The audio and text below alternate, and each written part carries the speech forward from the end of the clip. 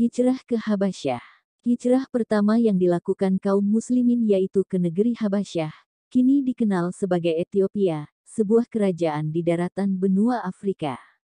Hijrah ini dilakukan atas perintah Nabi Muhammad SAW, demi menghindari penyiksaan dan penindasan yang dilakukan oleh kaum Quraisy.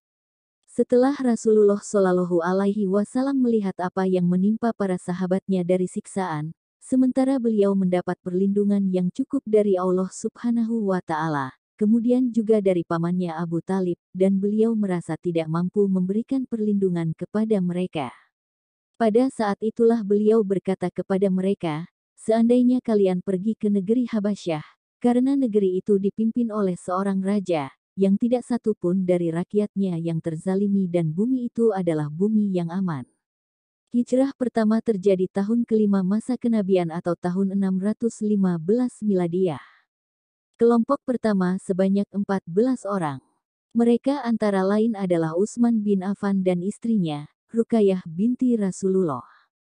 Lalu Abu Hujaifah dengan istrinya, Sahlah binti Suhail bin Amir. Abu Salamah dengan istrinya, Ummu Salamah. Amir bin Rabi'ah bersama istrinya, Lailah binti Abu Hatsmah. Kemudian Utsman bin Maz'un dengan anaknya, Saib bin Utsman, Mus'ab bin Umair, Abdullah bin Suhail, Abu Hatib bin Amir, Suhail bin Baidah. Muhajirin gelombang pertama ini menunjuk Utsman bin Maz'un sebagai pemimpinnya. Mereka berangkat dengan kapal berbeda.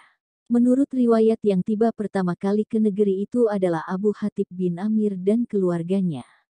Setelah kelompok pertama sukses disusul gelombang berikutnya hingga dalam periode ini mencapai 33 orang. Tiba di Habasyah, para pengungsi menghadap Raja Najasyi untuk menyampaikan salam dan pesan Nabi Muhammad yang meminta agar melindungi para pengikutnya dari penindasan orang-orang Quraisy. Sahabat-sahabat Nabi diterima dan diberi perlindungan. Mereka diterima secara baik dan tidak mendapatkan kesulitan menemui raja. Raja Habsyi baik hati dan menjamin keamanan seluruh rakyat dan orang yang datang ke sana.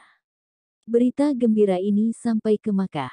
Para sahabat yang masih di Makkah sangat gembira mendengarnya. Hal itu menggugah semangat sahabat yang lain untuk hijrah ke Habasyah.